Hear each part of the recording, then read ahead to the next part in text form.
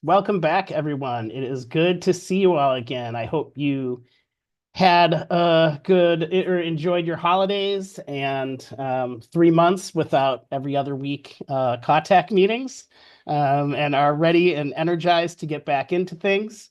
Um, yeah, here we are at meeting number 17. It's a big number, and we've got a few more ahead of us. Um, I just wanted to note that I have had the pleasure of meeting with several of you over the past few weeks to conduct interviews, kind of midpoint interviews to see get your observations and reflections on how the first phase of our work went. Thanks to everyone who gave me a little bit of your time. Your thoughts and comments are really helpful as we think about how to craft our agendas and the topics that we're going to be revisiting here as we go forward. I think for those of you who weren't able to schedule a time with me, I'll probably send out a new doodle poll with dates in April. And if anyone else who hasn't already is able to schedule an interview, I would appreciate that very much. And before we get into the agenda, I would like to introduce a few people today. First, Journey Gehring, my colleague here at 3J, is going to be taking notes for the TAC. Going forward, that will give us the capacity to get you all meeting summaries, which we weren't able to do in the first phase of our work. So thanks for helping us out, Journey. And then we have a few folks here from DLCD, Amanda and Melissa and Ethan, wondering if the three of you would be willing to introduce yourselves to the group. Amanda, do you want to start? Certainly. Good afternoon, everyone, and thank you for having me attend this meeting today. I am here because the housing team has offered to allow some work that we've been contemplating regarding the treatment of wetlands during the time of urban growth boundary expansions to bring some of that work into the work that you all are doing for the Senate bill or for the House Bill 2001 rulemaking efforts. And just real, should I explain a little more now or wait? Let me just say, do that for now and then go on to Ethan or Melissa. Sounds good. Melissa, you want to go next? Sure. Thanks, Steve. Hi, everyone. I'm Melissa Ahrens, a Mid-Willamette Valley Regional Representative with DLCD, and I'm going to be assisting Amanda with the effort that she just described. Happy to be here. Thanks. Thanks. And we may have had Ethan at our meetings before, but not all of them for sure. I'll say hi nonetheless. Hi, everyone. Ethan Stuckmeyer, manage the housing division. Thanks for coming back after a couple months off. We're looking forward to working with you all the rest of this year on all of these important topics. Thanks, Ethan.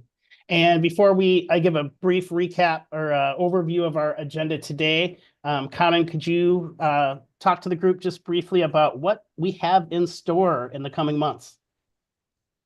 Yeah, thanks. I'm going to pull up a slide with 3 points on it, but it's stuff you all have seen, but it'll kind of anchor us on what we're chatting about here today. So if we can get that slide up and I'll get into it. We were given 3 directives. So the legislative direction asked us to look at inventorying land, and that was both our buildable land and our development ready land, and think about policy and rules around coordinated public facilities. And then this last one around urban growth boundaries, and credit where credit's due, my colleague Jenna had put together a memo for a RAC who has not been talking about this as much. And I really liked the way she characterized that third bullet point is really about resolving a deficit of residential capacity or residential land. So when you think about how do we resolve that through measures within our urban growth boundary, or do we need a UGB amendment of some sort to provide for the needed capacity and land for needed housing? But I wanted to take just a quick second because these 3 topic areas, and we can pull this slide down so I can see everybody's faces. You know, as we were scoping out 2025, I was like, how is it that we spent 15 or 16 meetings. A couple of those were orientation meetings on 3 topics. Like, how is that even possible? And what I realized is these are 3 big buckets and categories that actually were about 5 or 6 topics that we were given. And it was a total of 20 discrete processes that we all talked through. Was over 20 last year. And I will just spend 2 seconds giving you the brief overview of what we did last year under these 5 buckets. I will not go into the 20 topics.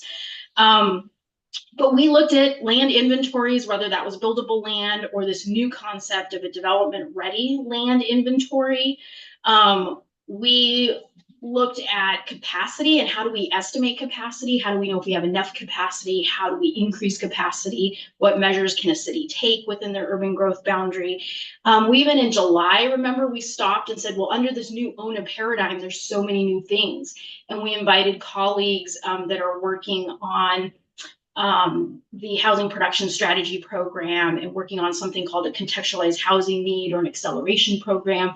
And we invited them in at one of our meetings in July and asked, well, how does this all fit into that new paradigm of a contextualized housing need really defines and contextualizes that needed housing? And then how do these HPS actions or housing production strategy actions fit into this broader context of capacity and creating more capacity and measures a city can take? And that really transitioned us from the goal 10 planning to our goal 14 planning of what happens under that 3rd bullet point if there's a deficit of capacity or a deficit of land. And once we got into that, it became this broadened horizon of what does it mean to plan for affordability and choice in a UGB expansion area. So you've got these areas that are not annexed.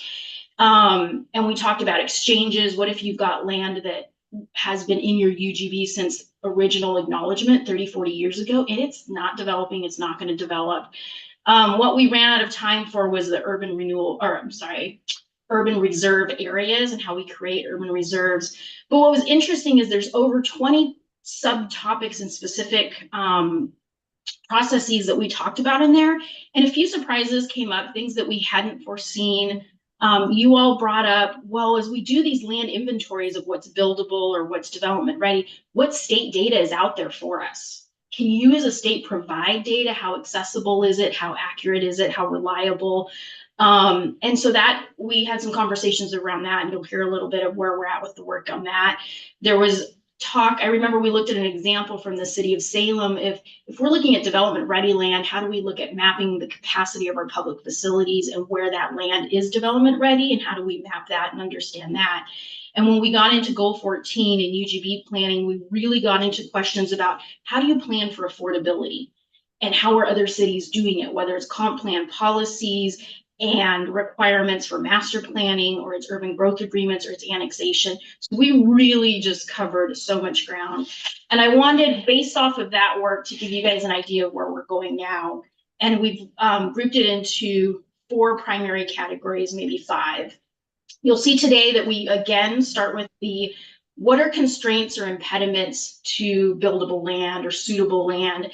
And so we bring that to you in the context of inventorying, whether that's buildable or development ready, or looking at that study area analysis for expanding a UGB. And we'll be focused a couple conversations around impediments to development and constraints and suitability of land.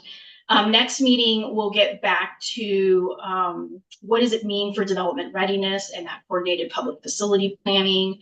We'll round out your housing capacity analysis with estimating capacity, thinking about land, this idea of land use efficiency measures and what is a land use efficiency measure, and how do you determine a land need or a deficit of land? How do you increase capacity and determine you just don't have enough residential capacity? We'll revisit with our colleagues who've worked on contextualized housing need and the housing production strategy program, how we address deficits through actions in a housing production strategy. And then we'll round out with urban growth boundaries and exchanges as we did last year. The little wild card here is we may change this schedule as needed. There may become a need to bring one topic sooner than the other. And while we didn't get to urban reserve areas last year, we've thought about some of the policies around that and some draft rule, some rule amendments there So that may get bumped up much sooner in the schedule. And all that to say, that's why we don't have a schedule for you today. But I think what's going to happen is in that post-meeting email that you guys always get after these meetings is we'll have a draft schedule, and you guys are accustomed to this. That schedule is subject to change. So that's kind of where I wanted to round us out moving forward. Thanks, Karen. And I'll just note for the group, the first phase of our meetings through December of last year, we were really focused on hearing from each of you and hearing different perspectives on all of these topics to help the DLCD team and the consultant team in crafting rules or guidance in response to what we heard from you. This phase is there's a little shift here where we're going to be coming to you like today with proposed changes to rules or proposed guidance. And along with that, I might be facilitating us a little bit more. Like, we don't need to have consensus on these things, but to the extent that folks agree on topics, that gives us a lot of confidence as we move forward. So that's a little bit of a shift of how we're approaching the agendas to these meetings going forward. And for those of you who like reacting to something, you'll be hopefully pleased with that shift. Okay, so as Kanan mentioned, today we are focusing on constraints in buildable land inventories and unsuitable land in urban growth boundary study areas. Hopefully you had a chance to review the memo that's linked to the agenda, but these topics are very much related. In one case, we're dealing with land inside an urban growth boundary and the other outside an urban growth boundary. So excited to have this conversation today. And before we start that conversation, Maddie is going to introduce our focus area questions for today from the Racial Equity Framework.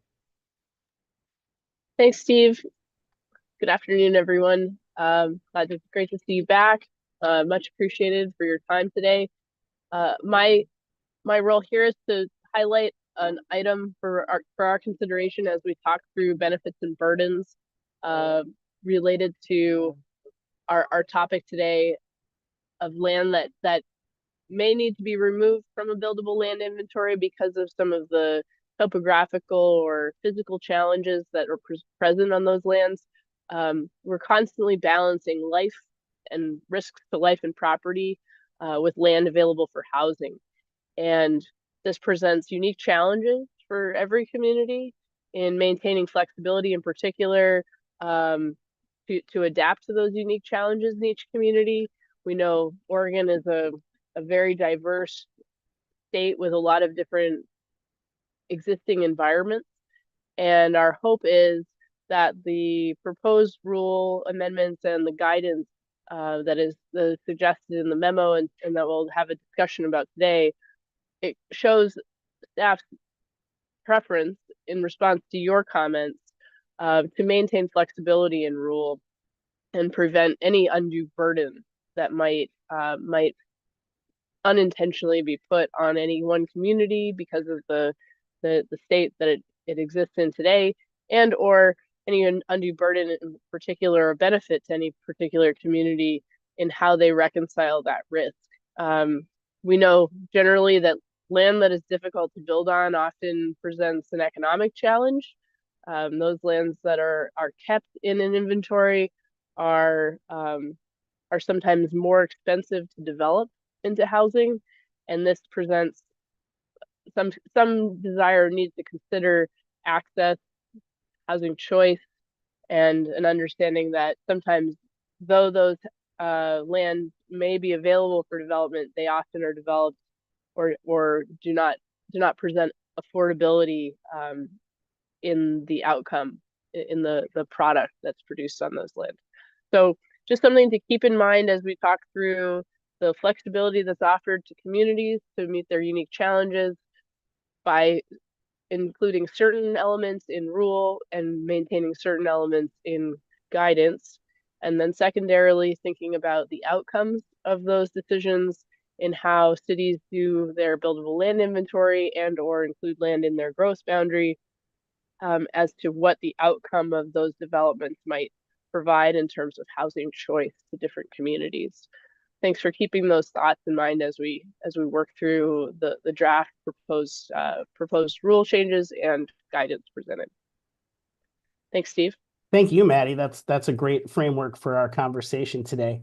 And so with that, we'll move into our first topic, which is constraints in the buildable land inventory. Our question for you today is, does the draft approach align with the feedback that you gave us previously, and does it implement the legislative direction that Conan mentioned earlier? And to get us ready to answer that question, Conan's going to lead us through a little some information about what the recommendation is and how we got to that recommendation. All right. I'm not sure. Jenna, let me know. Cue me. I'm happy to take this on. Jenna, Yeah, I'll start. Thanks, Cotton. Hi, everyone. It's great to see you all again after such a long break. I'm a little under the weather today, so that's why Cotton is going to take the bulk of this presentation today. Thank you so much for filling in. But I did just want to quickly say hi before passing along. And I'll still be in the room, likely with my camera mostly off, but I'll be in the room if there are any questions, because I was the primary author of the discussion memo that went out related to natural resource and hazard constraints in the buildable land inventory and in UGB study areas. And as Steve mentioned, we're grouping them together because the topics are very similar. So I will pass it on to Cotton to continue on, but again, I'll be here if needed. Thanks. Yeah, save your voice. Thank you. So I have the honor of presenting a lot of work that Jenna has been really deep in and talking to our specialists. We have Amanda and Melissa and folks who have a lot of experience with this and or expertise on this. So that next slide, if we want to jump over there. Last year, when we talked about the land inventory, specifically your buildable land inventory, we did a little bit separately from UGB study areas, but we realized we're talking about some of the similar constraints. So we've grouped that conversation in two parts today. We'll also note that you won't hear today about public facility constraints because we have some specific topics that we'll discuss at a later date around public facilities and those constraints, and as we think about development readiness and suitable land. So we'll start off with the BLI, and you all are very familiar with this definition. We talked through hazards that create impediments, but should they be considered in rules or guidance? We talked about what is specifically outlined in rules and how that's applied locally. And so you'll see in the discussion memo where we've laid out, here's our recommendations for some rule language change, and here's where we'll focus our efforts and energy on to provide more clarity through guidance after the rules are adopted at the end of this year. And let's see, we are looking, so to get back to Steve's point on the legislative direction is, does the rule language, as you're seeing it in that discussion memo, create greater clarity that was needed and certainty when it comes to the natural resources that constrain land and the natural hazards that are constraints for residential development? And I'll share a little bit in our next slide what we heard from you all. And so we had maybe meeting 3, and then in meeting 10, we revisited some specific topics around inventory and buildable land. And what we took away were that folks wanted a lot of flexibility in rules, and the current rules as written, while vague, do allow for cities to implement locally what makes more sense for them. For example, some cities may be developing on slopes over 25%. We know a lot of our coastal cities, the market supports that. That's the result of the land they have, and they found that they've been able to develop land, but the rules do allow for that to be discounted, and that flexibility is there. Other key themes that we heard were around data, and you'll see that, this sent us to go talk to some of our sister agencies and really talk about data sets and the quality of those data sets and the availability, but it didn't seem appropriate to put those items in rule. Rather, is there a way in guidance and resources that we could bring you all what data sets you might want to use? for buildable land inventory around natural hazards and natural resources. And so the lack of data and where it might be difficult to map natural resources and housing constraint was something we took back and we'll be following up on. The additional topic that we wanted to highlight for you all were little pockets, or I think we call them islands of buildable land. So as you're doing your buildable land inventory, you're identifying that acreage or those parcels that are available and suitable for residential development. And some of those might be surrounded by constraints. And to Maddie's point, that topography or those physical constraints of a ridge or a highway, a large highway or a natural resource, like how would we service this little pocket that's way over there? But technically that parcel is developable. So you'll see how we've proposed addressing some kind of a discount through guidance, but not necessarily needing that in rules. So my last slide here visually compares what is in your discussion memo, where you'll see some of the rule changes that are being proposed that retain the flexibility that was asked for, and changes around what are we talking about under the OHNA framework. We're talking about the needed housing and that housing need allocation that's given for that 20-year planning period.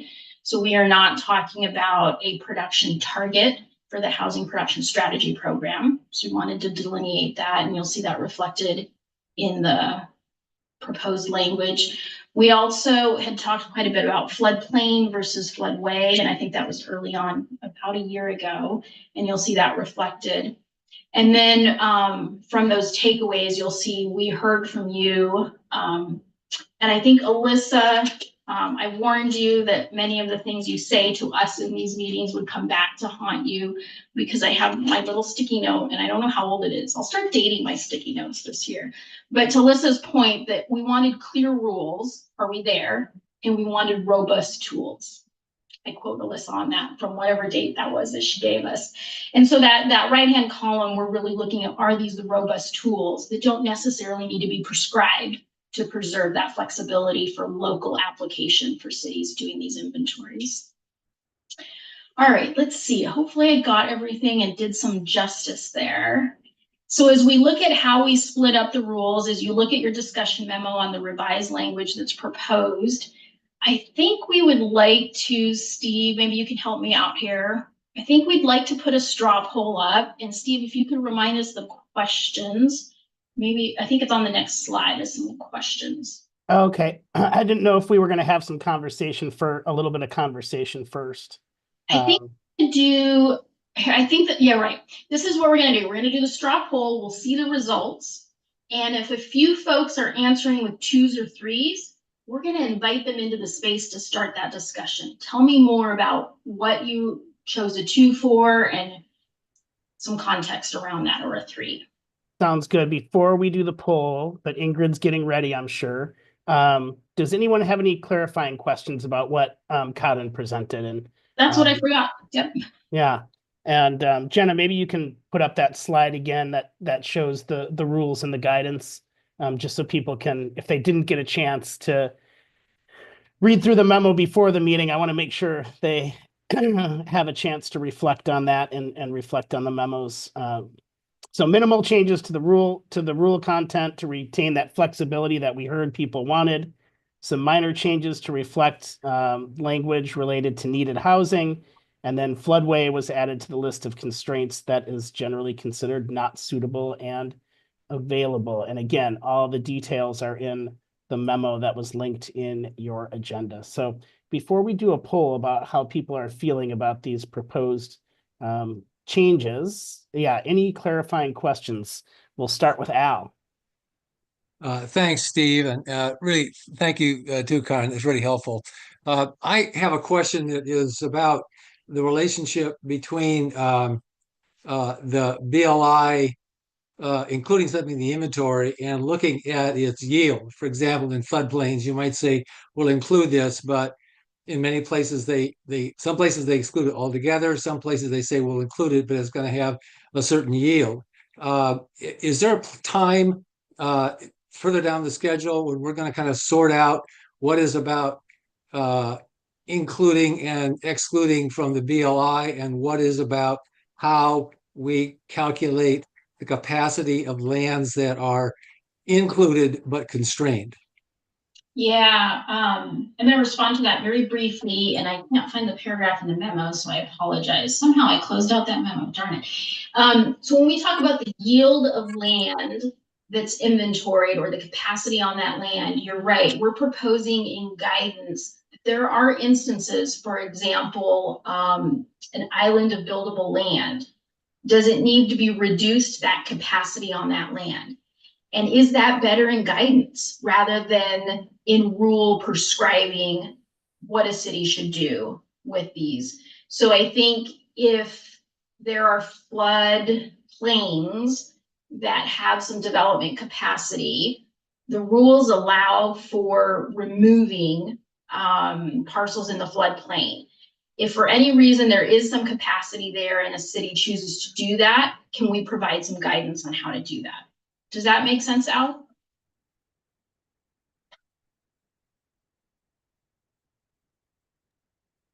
Well, thank you, Kyle. And I think you addressed that question. Al, if you need any more further clarification, just raise your hand again. Mary Kyle? Thanks. I have two things. One, hopefully you'll just remind me what we did with this. The definition of buildable land in the memo is vacant and developed land. What happened with redevelopable land? I'm sure it's actually somewhere that I don't remember.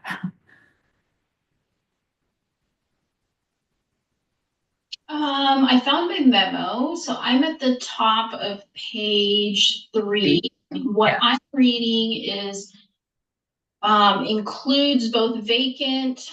Oh, actually, excuse me, developed land like to be redeveloped. I meant partially vacant land. That was the one I meant. Partially vacant land has never been part of the definition.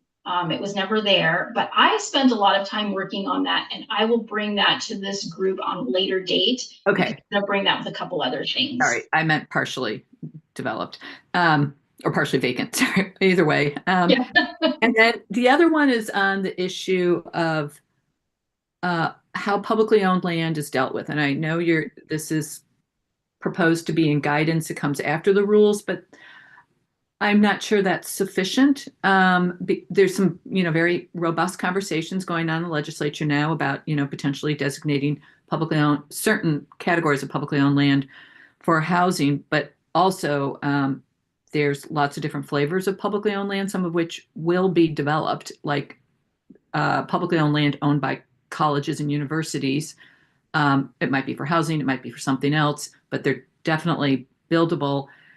And then there's school districts and transit districts, and I'm not sure what where things that are like church-owned lands, that a lot of church or faith-owned institutions own land that are quite a few are using for housing. And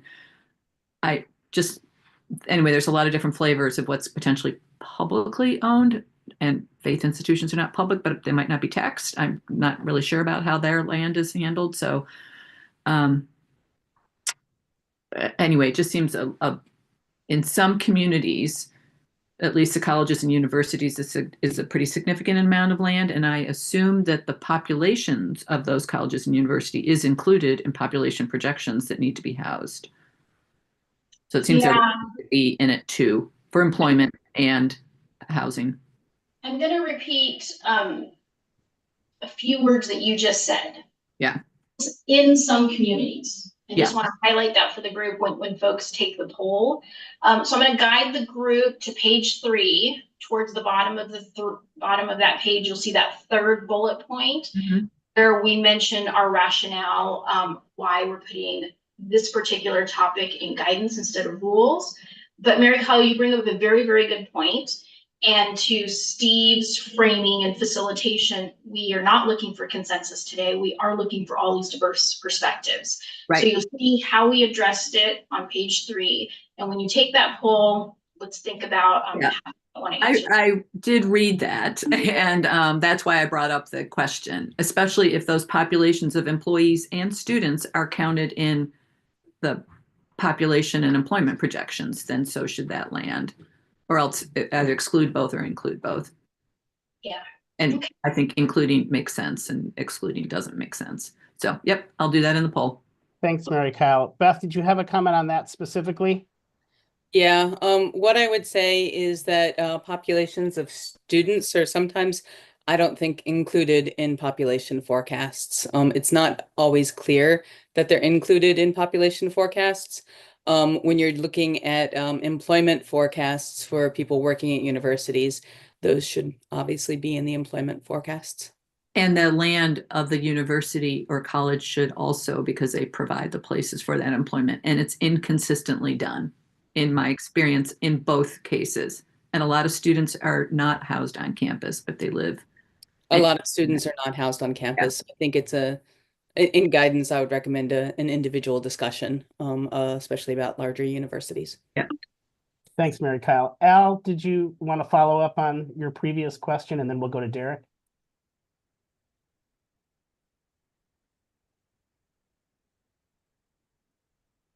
think Al's teasing me. Let's go to Derek, and then we'll loop back to Al. Thank you. Corinne, I understood you said that we're not going to be talking about public facilities today. So does that mean that there'll be an opportunity to revisit that provision in this definition at a future meeting? I'm going to defer that question to Maddie, but I see her nodding, and yes, that is my understanding. Okay, thank you. Yeah, Derek, a really simple answer is that there will be two opportunities. One related to development ready, excuse me, development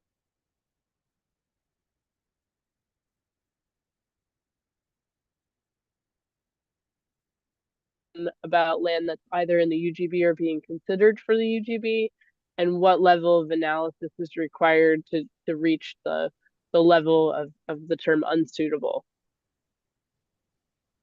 Okay. Thank you, Maddie. Thanks for your question, Derek. Al, one more chance here. All right, let's go to Corey.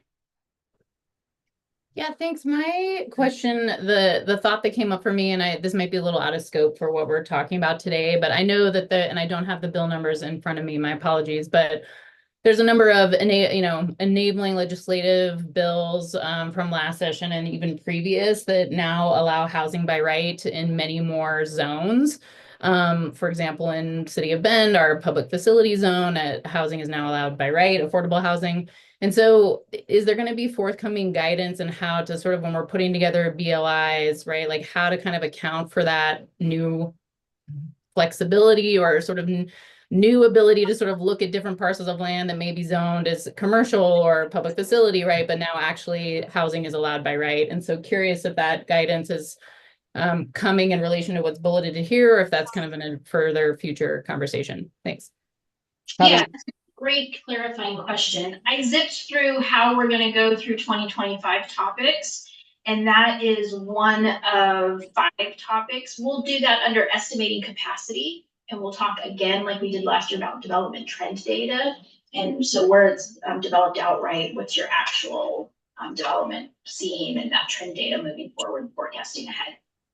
Yeah, thanks for asking. Yeah, thank you, Karen. This raises a good question. I'm going to throw a curveball at you and maybe Ethan.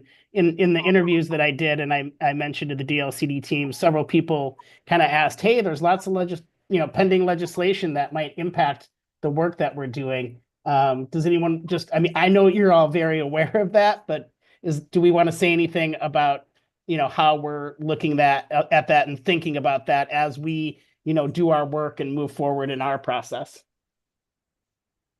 Yeah, I'm happy to start, and then even if I miss anything, always jump in. So that's the reason why we didn't meet January through March, is so that we would, there were 3,000 bills this session. I think by next week or the following week, it'll be down to 300 bills, so we'll know where we stand. We are tracking a few bills. And that's why I said I haven't got you out a schedule of topics, because if I need to move some topics around based on a couple bills that we're tracking. But we have our legislative directions, so that very first slide.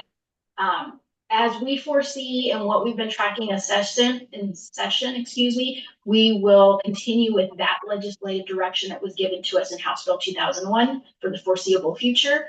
And like I said, in a week or two, we'll know from 3,000 bills down to 300 what's moving ahead, and if I need to adjust my schedule in any way. But Ethan, do you have anything to add to that?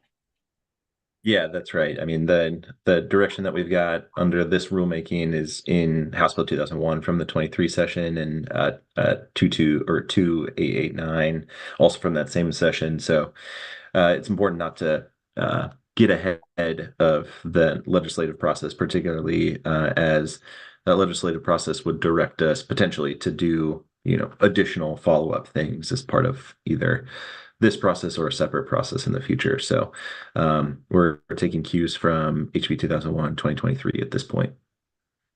Thank you both. I know that was on some people's minds, so it's helpful to review that. Al, there you are.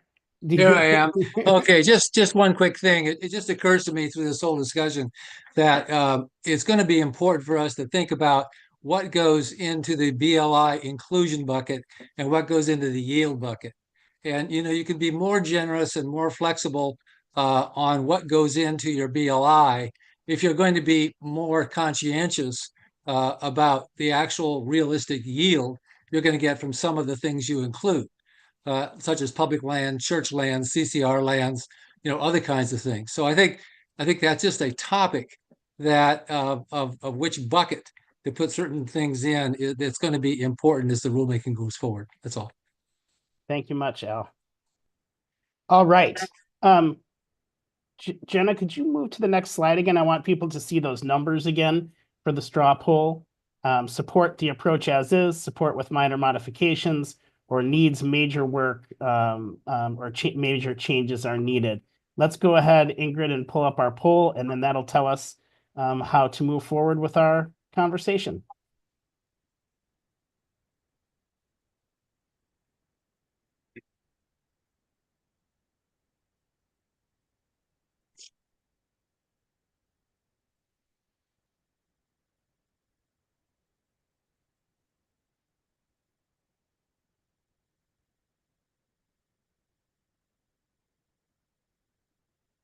Give it another 20 seconds or so.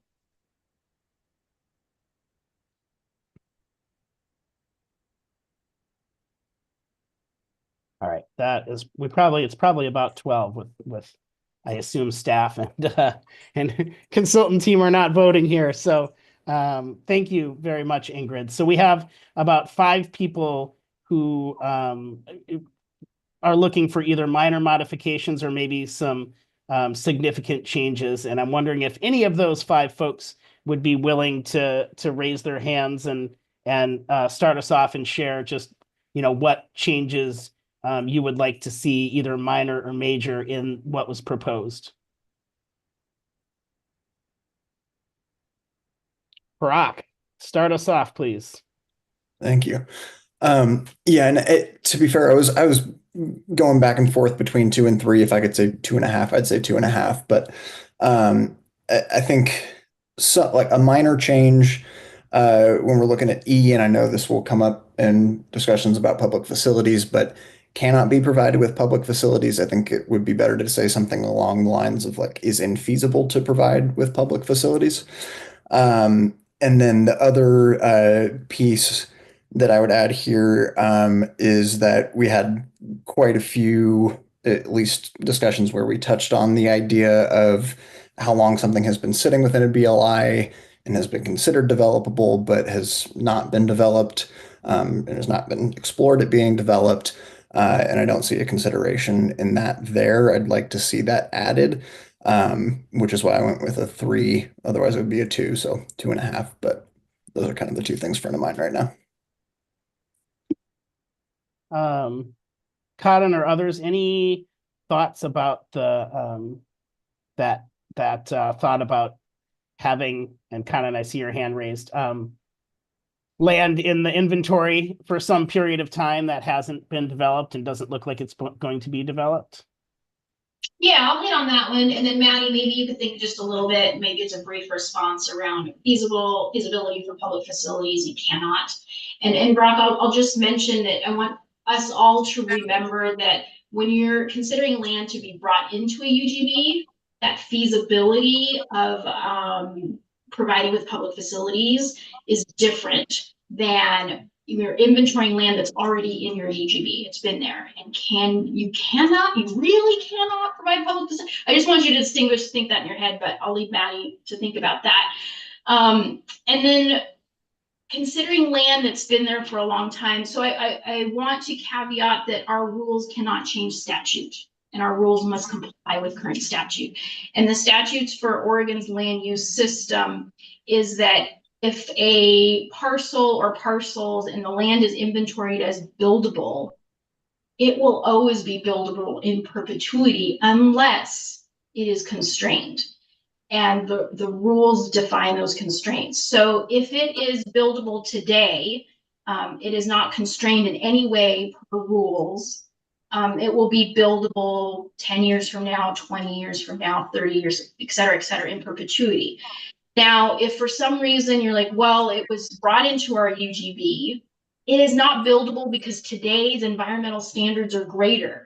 Today's environmental standards say that the buffer for this riparian corridor, and back then 30 years ago, we didn't have those environmental standards. Under today's constraints, it is no longer buildable. And that's where I will really get into UGB exchanges because it is now constrained. So I just want to differentiate constraints. Yeah, okay, that makes sense. Just one point on the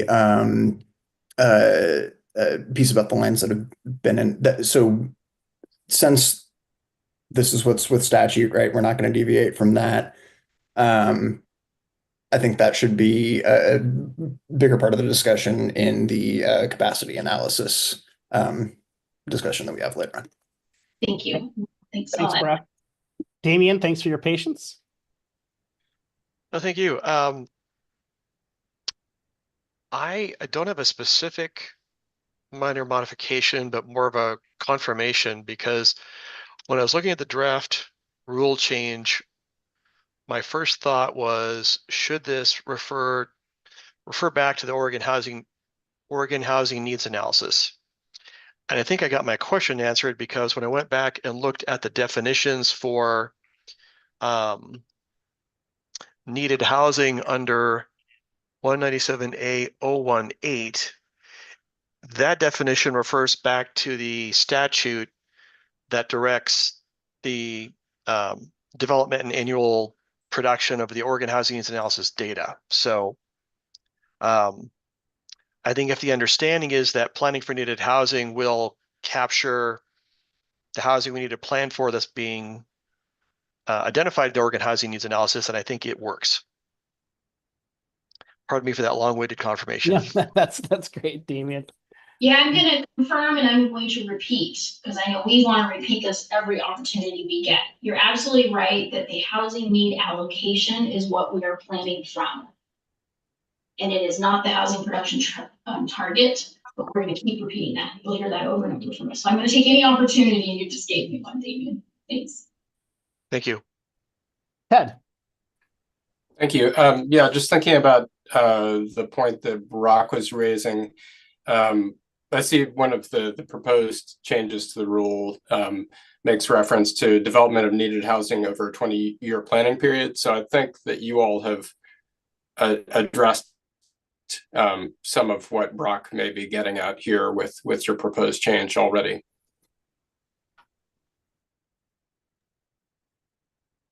Thanks, Ted. I see thumbs up. Corey. Yeah, and I guess I should have read the question more clearly. I'm supportive of the draft rule language. I think more of my kind of questions and, clarifications had to do with some of the draft guidance concepts. So I was one of the ones who put a 2 in. So I just wanted to share that I think that the draft rule language looks pretty good. And then I had some questions and thoughts on the guidance pieces. Thanks. Do you want to share those now? Sure. If that's where we're at in the conversation, sure. I think that's helpful. Yeah. Yeah. So I think some of my questions had to do around, the natural hazards piece of this. And so, I see the wildfire hazard piece kind of nestled in the landslide area hazard. And so I think that given the conversation that's happening around wildfire hazard maps and where that kind of hazard exists, right? Like I I just had some questions about how that shows up here in the guidance, right? I think this might need to be a little bit more explicit maybe about that hazard because it's something that is so real and emergent for our communities. And then I just had a question around the slope piece, which kind of considerations for discounting partial capacity that were based on local development trends. And I just was curious, maybe that is a singular data point isn't the full picture. There might need to be some other things that are informing how we're sort of calibrating that correctly. Those are some of the ones that were top of mind for me. Thanks. Perfect. That's really helpful. Thank you. Al, go ahead. Yeah, this really has to do with something I think we talked about in the interview, and that is really about, we're talking about what goes in what bucket. But we need to have a look at the rules about what size the bucket is. That's the next 20 years. I've had situations, the Riverbend Hospital in Springfield, for example, where land got taken out of the housing inventory because the city had a surplus, showed a surplus over its housing need of that housing type. But the reason it had the surplus was it only had, realistically, it only had like a 4 or 5 year relevant urban growth boundary. So I think we need to take a look at what the legislature intended by the next 20 years. And that's in section, I think that's chapter 24 of the OARs, where the how you count the next 20 years is calculated.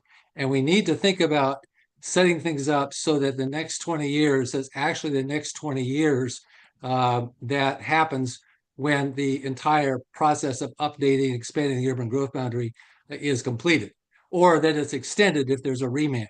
Because at present, we're ending up with a lot of jurisdictions around the state that are really working with very small buckets, and they're losing existing BLI lands for that reason. Thanks, Al. Maddie, yeah, go ahead. Yeah, I can take that one. Cotton, you've been doing a great job of responding. I think, Al, one thing that's likely to ameliorate your concern about the time frame in which cities plan is that with OHNA, with this new paradigm of how cities are moving through the housing needs analysis process, or housing capacity and housing production strategy process, they will be on a schedule. And that schedule cycles much more regularly than it did before, in that cities are required through LCDC scheduling to be producing not only a contextualized housing need, but a housing capacity analysis and subsequent production strategy on an 8-year cycle. And so you'll see those cities reassessing their housing need and consequently their land available for that housing need much more frequently than they did in the past on a much more regular basis.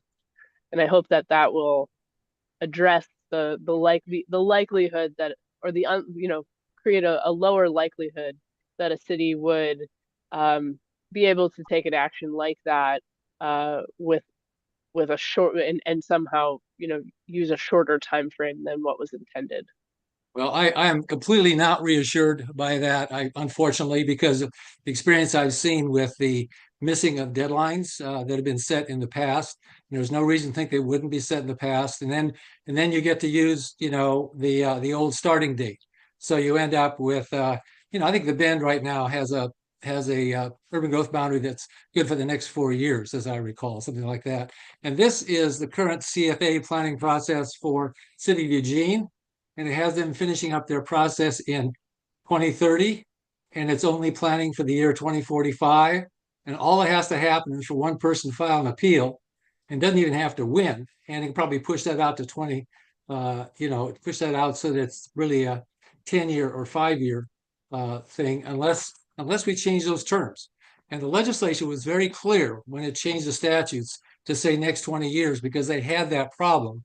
And then about 2 sessions later, I don't know whether it was LCDC staff or a city lobbyist or what it was, somebody went in with a tweak in 2003 and redefined next 20 years for the convenience of the bean counters, not for the benefit of the people who would possibly be living in those houses. And since then, it has just been let slide, and situation is not, as far as I can tell, without a rule change, we're just going to be looking at the same thing. And that way, with the ONHA process, it looks like we're getting rid of concurrency and accountability in favor of, referring the three worst guys and then counseling them. So I'm a little concerned about the lack of rigor and commitment, and I'd like to see that reinforced by some actual rules that put some steel in the spine. Thanks for your thoughts on that, Al. I think we can take your larger points without necessarily the specifics of the communities, but I'll let Heather go ahead and chime in on that. Yeah, I appreciate that just because this is a recorded meeting. So I feel the need to clarify the timeline that was just presented, which is not our CFA timeline. Our CFAs are projected to be adopted by the end of 2026. That is our urban growth boundary timeline. And I guess what is relevant to this group, and again, Al, I don't want to get into back and forth here. I'm not trying to do that, is that the part of the reason for our timeline is we're actually waiting for these rules to be completed.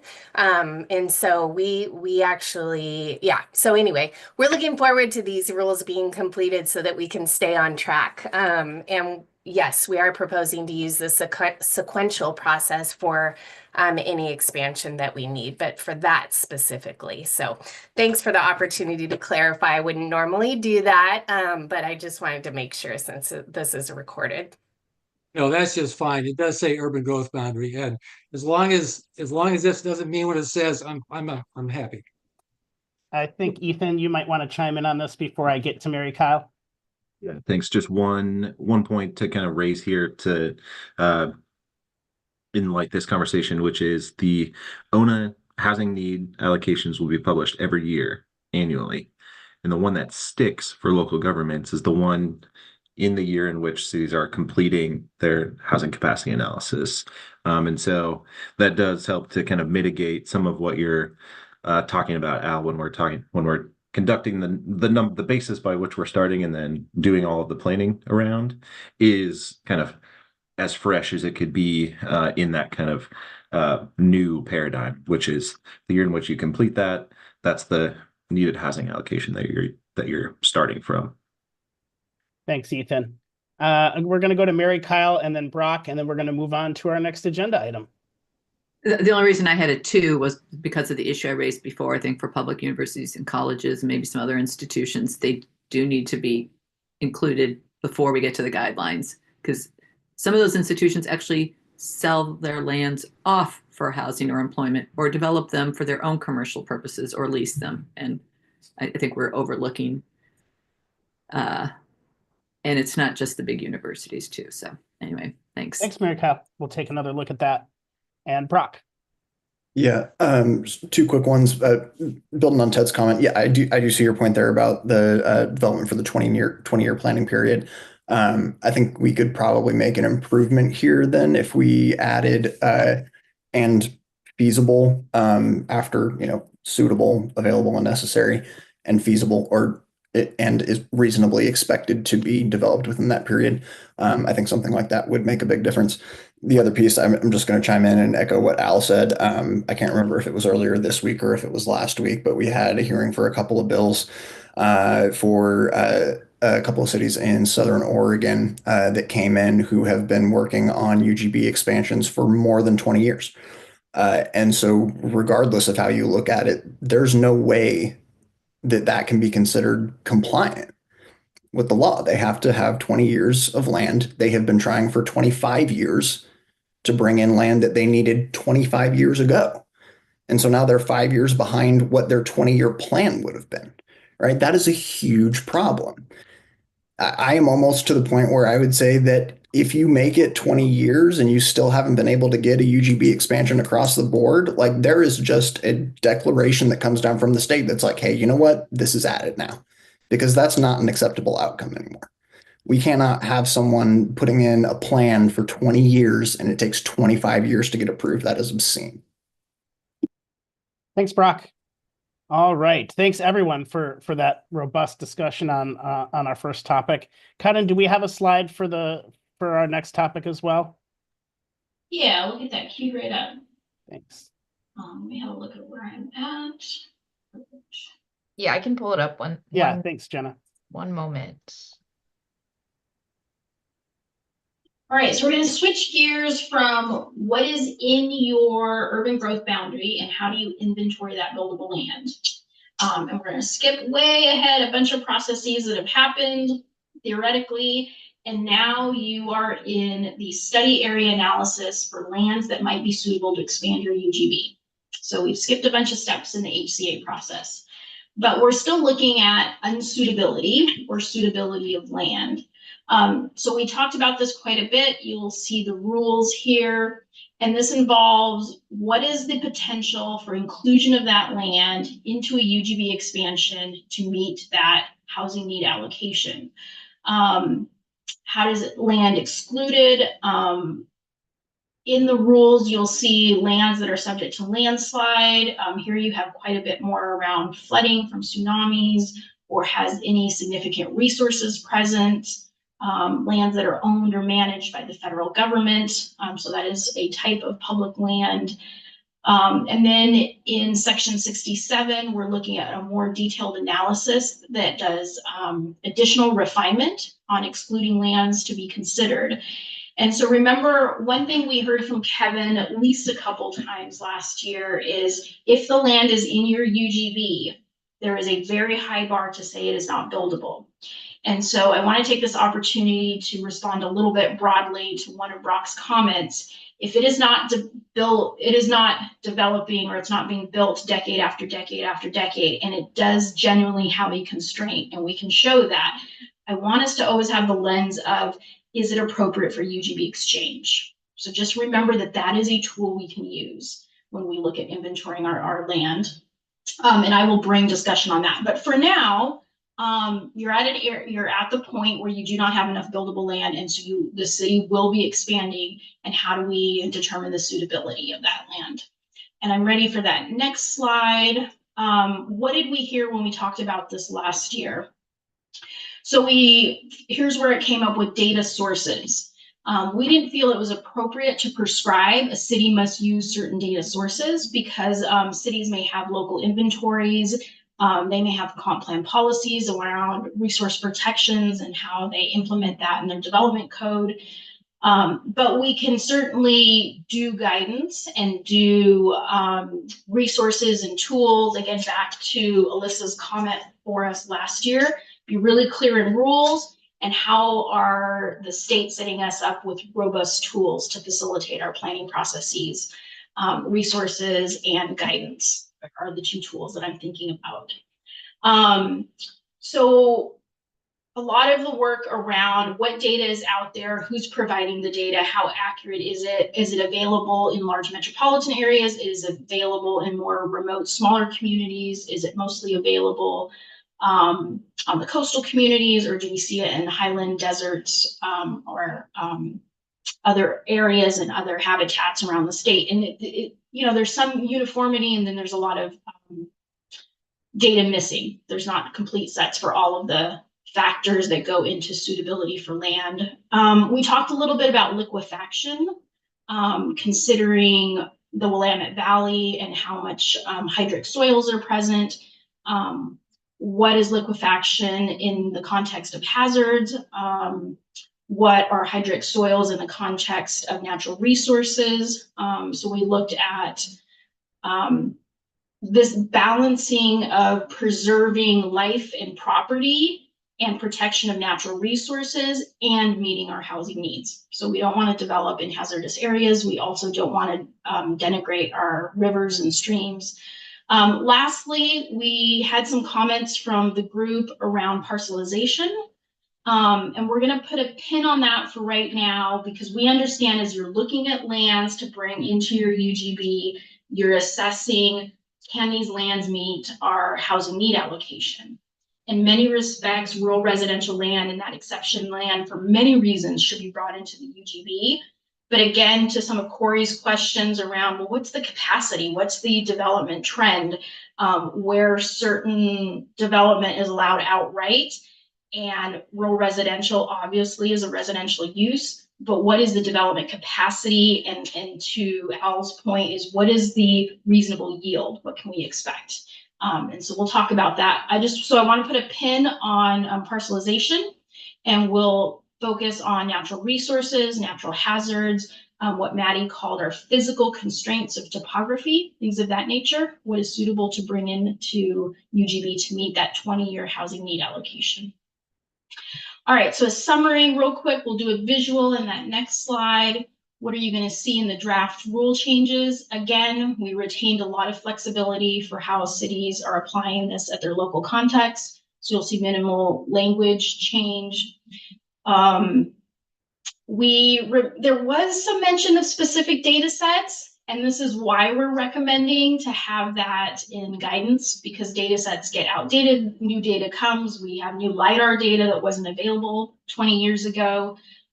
So what data sets, that seems like more suitable for our guidance documents and resources.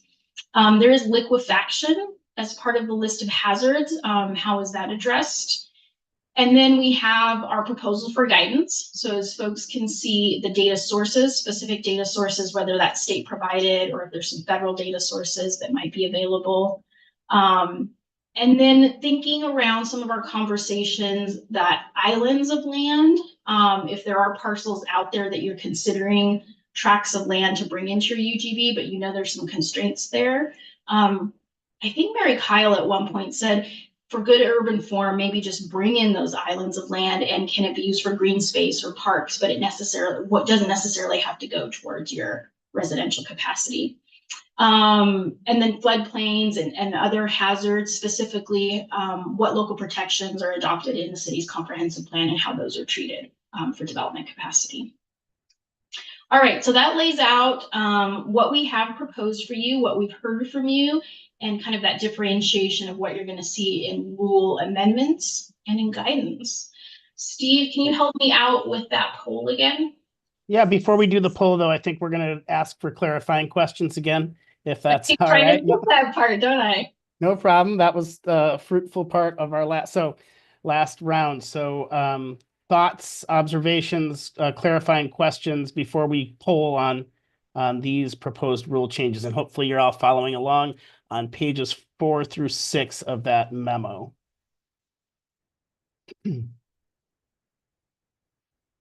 Brock.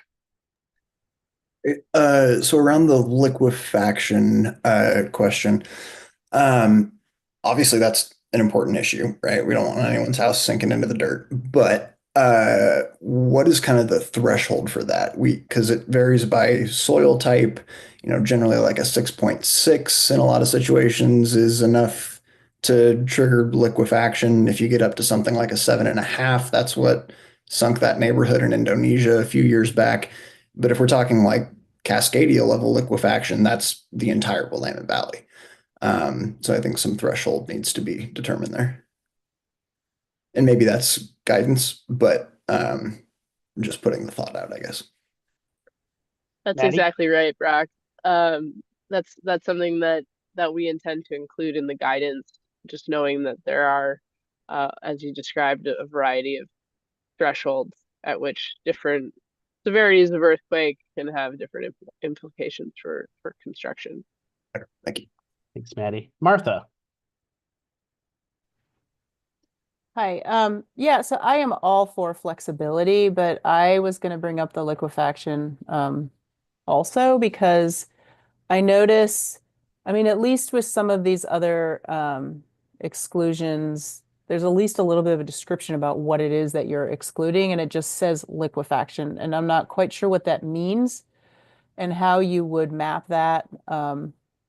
And so I feel like something else needs to be there. I'm not sure what it is because I know literally nothing about this topic. I know what liquefaction is, and that's it.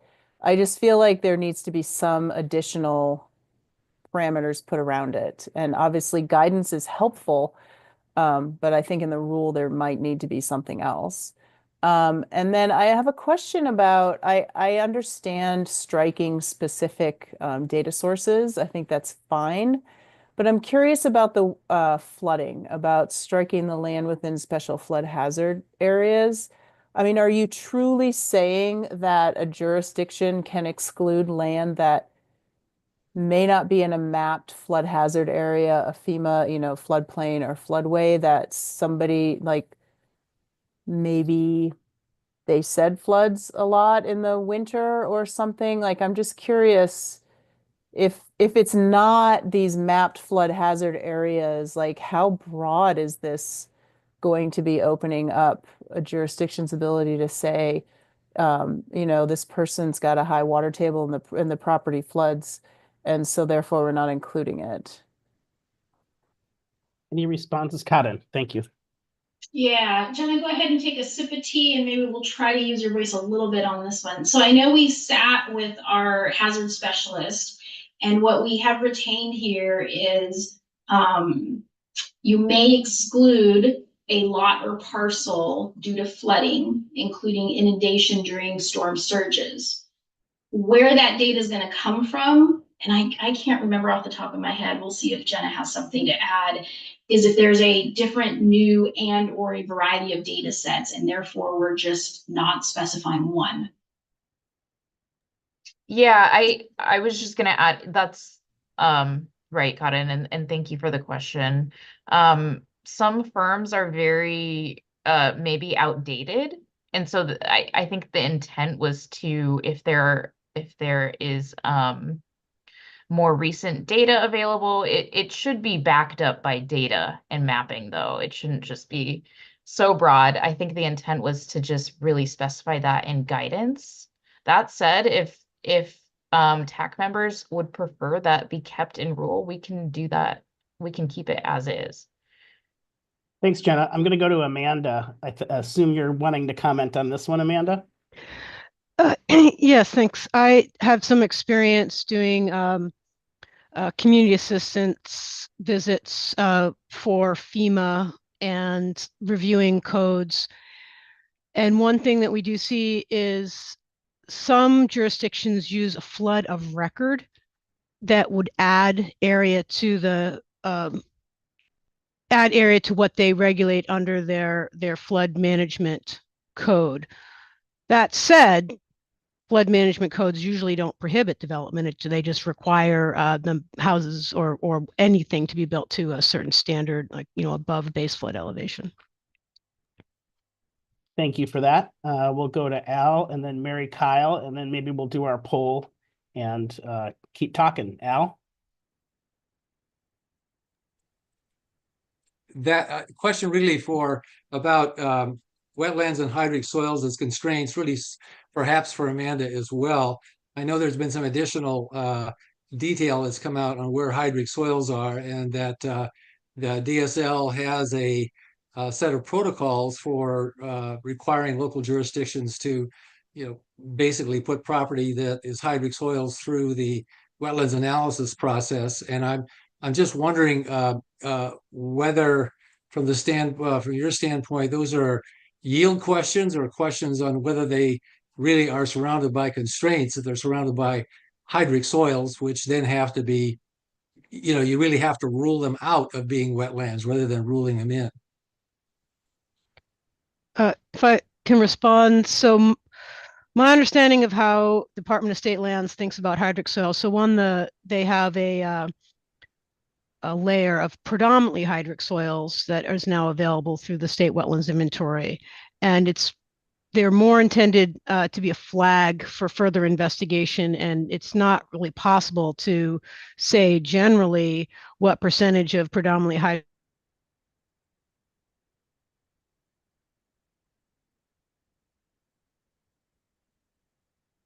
wetlands that have been identified in the same soil groups in close proximity to the predominantly hydric soils, and then they can take a better guess at what the chances of a wetland being in those areas are, but you can't speak to it generally. Did we get all of that, Al? I know. Yes, thank you. Okay. Amanda, you paused. You froze for just a second, but I think we got it all. I got enough of it. Yes. Or enough of it, yeah. My internet got interrupted for a second. So no problem. Mary Kyle. On the item, C for tsunamis, the land is within a tsunami inundation zone established pursuant to a particular statute. My recollection is that there's different levels of severity of tsunami zone. So I don't know if the inundation zone is just one of those, or is that the whole thing that goes, from small to extra large inundation zone. And depending on what that is, it might have a big impact on coastal communities in terms of what's buildable. Who wants to respond to that? Jenna? Well, I should just say, like many other things, well, like some of these other things, there can be construction techniques, or should be construction techniques used. So, well, we assembled all of you because you bring various expertise. So do I get to cheat, Steve, call a friend? Our friends over in Newport, Derek, I remember we talked to you specifically last year about this, the inundation zone and how that affects your planning for housing and development in your community. But for lack of having our natural hazard specialist here, Derek, do you have any thoughts on that you could shed for us? Yeah, phoning a friend is fine with me, but we didn't warn Derek. well, there's just different levels of inundation or tsunami risk zones. And so I don't know if you could capture almost the entire coast with this Dogami map. So yeah. Well, let's go ahead with our poll, and then if Derek's back, he can chime in on that, or anyone else who wants to weigh in on that question. Oh, there's Derek. Before we do the poll, Ingrid, Derek. Sorry, I've been multitasking a little bit over here. It's a question about how we approach tsunami inundation and the different zones, or in different zones. Okay, so when we regulate, we have put in place a tsunami hazard overlay. The principal objective of that is to limit essential services and sensitive populations from being established within those type of risk areas. So assisted living, nursing homes, elementary schools, the types of facilities where you're going to have populations are going to have a difficult time evacuating in the event there's a tsunami. Those are the focus we have there. Try to limit large assembly areas. And then when you get into essential services, you're talking about fire, police, water tanks, stuff like that. And then for lodging and things of that nature, there's some provisions in there that really get at ensuring that there's pathway connections to tsunami evacuation assembly areas. So that's what that's at. And we used the Dogami maps, the XXL, the large, I guess they do the t-shirt size. It's the XXL, I think it is, or XL. Anyway, it's the most severe event is kind of what we used as the boundary of that overlay. I think that confirms what prompted my question, that there's nuance here that isn't captured in how this is written. So I'll just put it 2 when you ask us for that reason. Perfect. And then I won't have to go back and ask you. Great. Thanks, Mary Kyle. Ingrid, could you put up the poll, please? And Jenna, maybe switch to I think all the responses are right in front of us. So.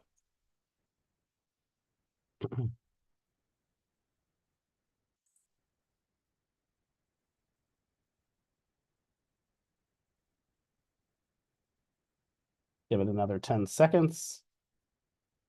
I think 12 is what we had last time. Great. That's great, Ingrid. Thank you. Oh, 13. All right. Well, we know why Mary Kyle put a 2, but for others who put a 2, any issues other than what has been raised already that anyone wants to share about why they might have put a 2? No 3s. That's encouraging. Joy, go ahead. Hi, everyone. Can you hear me okay?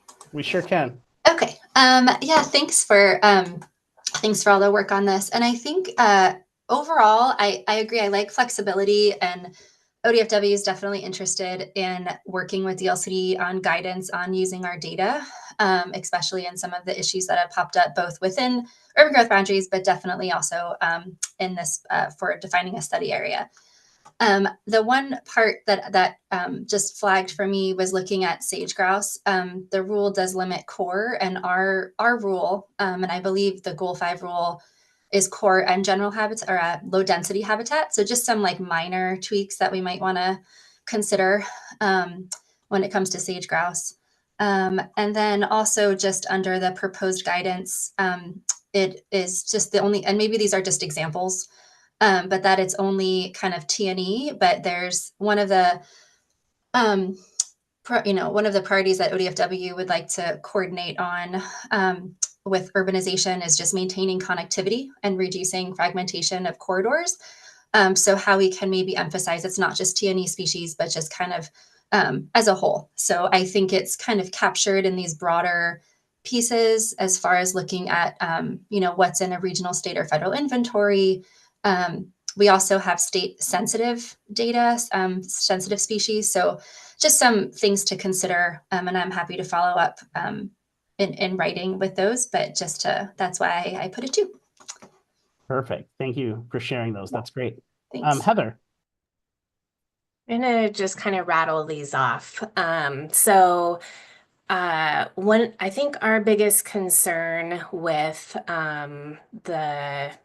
with section 4 of 2465 is the order of the operations, then with the actual criteria for exclusion. So currently for states, the city may exclude land from the preliminary study area if it determines that, and then lists all of those. Eliminating these areas only from the preliminary study area would potentially create a disjointed study area. I think we brought this up earlier. Again, of many kind of non-connected islands in your study area. And so it would be better for the flow of analysis, or one option would be if those areas were allowed to be removed from the vacant and partially vacant land inventory, in addition to allowing them for removal from the study area. So allowing them at both steps. We also were wondering why the inside the UGB BLI guidance mentioned wildfire hazard constraints, and that wasn't mentioned in the guidance for this section.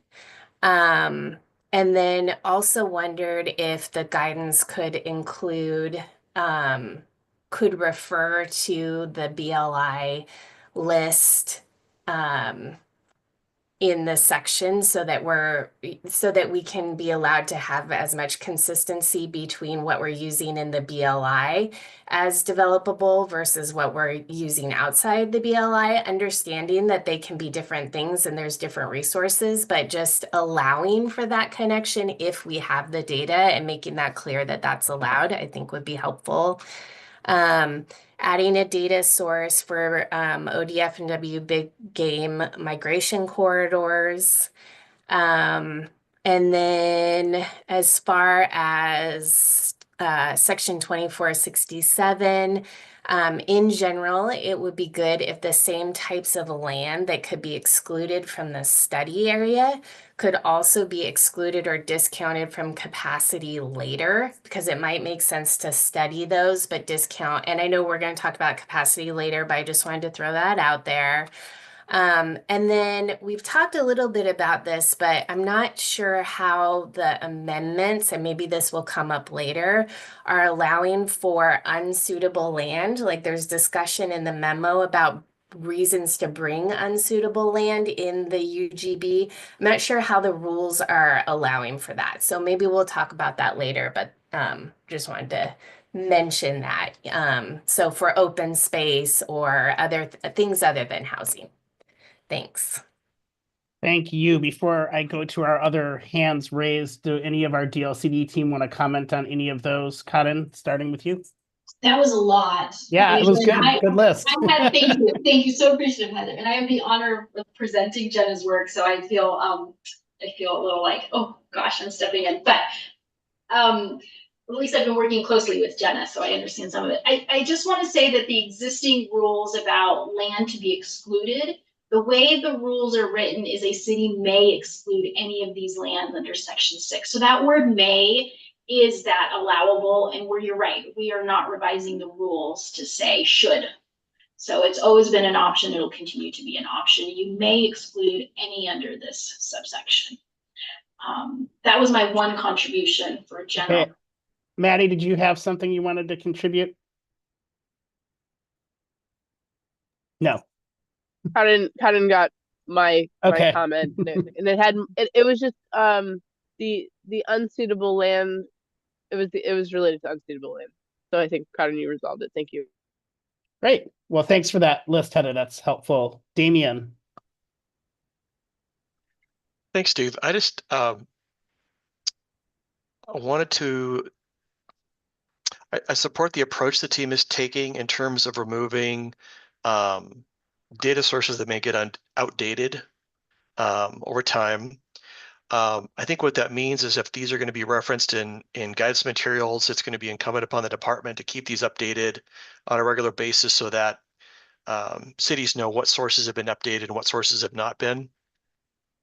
And I wanted to follow up just briefly on Heather's comment about wildfire because I think there's a conundrum because I think it would be better to somehow address this in the rules, but I also recognize that there's a bill pending in the legislature that might repeal the wildfire map that was developed by Oregon Department of Forestry. So I don't have a good answer for what to do instead, but I wanted to flag it as something to think about and work on. Thank you, Damien. And Corey. Yeah, so my comment is also about wildfire and wanting to see that hazard addressed in the rule. I think is preferable because it's a significant one.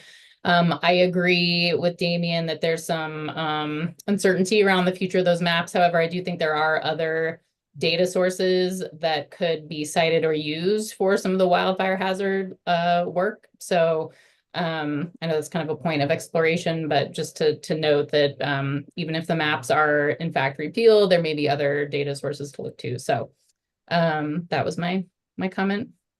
Thank you, Corey. Amanda? So now I'm going to channel some of our hazards folks, whereas before I was channeling DSL staff. Just a couple distinctions. So mitigation for wildfire is much easier accomplished with new development, with particular building materials and approaches to protecting houses from fire. And I know that some of the things, sometimes we talk about how new houses in rural areas can increase the possibility of fire starting that then gets carried as wildfire. But if we're talking about urban development and new urban development, I just put it out there that the techniques for mitigating impacts from wildfire are much more available for that kind of development. Thank you, Amanda, and thanks everyone. I think we got some really good feedback on these proposals today. Maybe Karen, as we go into our next steps and wrap up, any reflections on today's conversation before we talk about what's next? Very thankful we have a note taker because I ran out of paper, I just realized. There was a lot, and thank you, even though Heather, I said that was a lot. We will literally go back to everything on your list, Heather. I just am not capable of responding in the moment because I don't have that depth of knowledge on such a breadth of items. So we will take everything we have back. I have a couple chats that were sent to me. We'll take that and we'll bring back revisions to the group and some of our thoughts. And I think what I'd like to leave today with is a comment from Al about really being conscious about what we're putting in the inventories, what is suitable, and then that flexibility that comes in guidance and how those two go together in regards to what is the capacity and yield that we expect. So we'll look through that lens as we go through this list for suitable land and for constrained land and what gets inventoried as buildable and what gets assessed or evaluated through the analysis of suitable for residential development. We will meet in a couple weeks. That means you will get a packet very similar to this one with a memo, and we'll be focusing on development ready lands. April 17th. April 17th, thanks. So some folks asked about public facilities and how we can talk about that, or questions about feasibility for public facilities. And that will be an interesting conversation. And I want to frame that up just a little bit, that we are not looking at development ready lands in the entirety of a UGB, but instead development readiness is lands that have been annexed. So that will be a much smaller subset of lands, presumably, than your buildable land inventory. So look forward to the meeting packet, and we'll see you on the 17th. Karen, do we want to thank you for that? Before we go, do you want to say anything about the work where like this discussion goes from here in terms of the RAC, so people can follow along if they so choose? That's right. Let's see. Next week we meet with the April rules 9th. advisory. Yeah. Is it on the Wednesday? That's right. Wednesday, April 9th, we meet with the Rules Advisory Committee. So we'll glean from this conversation, we'll bring to the Rules Advisory Committee, you know, how much do we want to be prescriptive in our rules, and how much do we want to be flexible in the guidance, and particularly around the hazards that were brought up, some of the natural resources, local jurisdictions' need for data, but then our capacity and our sister agencies, whether that's DSL or ODF&W, to keep up the data, DOGAMI, and how available that data is. So we'll bring some of those conversations to the RAC of what is going in rules versus guidance, and get some of their feedback on policy when they look at cities are trying to address their housing need allocation. And how do we best do that and support them in that? So that conversation will be April 9th. I think some of you will be in that meeting, and others, you know where to find those meetings if you want to follow along. Thank you, Karen. I was just thinking back to the note-taking piece, Karen. Do you think that will typically include a summary of this meeting with our packet for the next meeting, or do you think those will get sent out separately? I think what I'm going to do is we'll do a follow-up meeting. We usually have a post-meeting email that goes out. Okay. And so let me sort out what we will put in there, and then the packet will go thinking about the next meeting.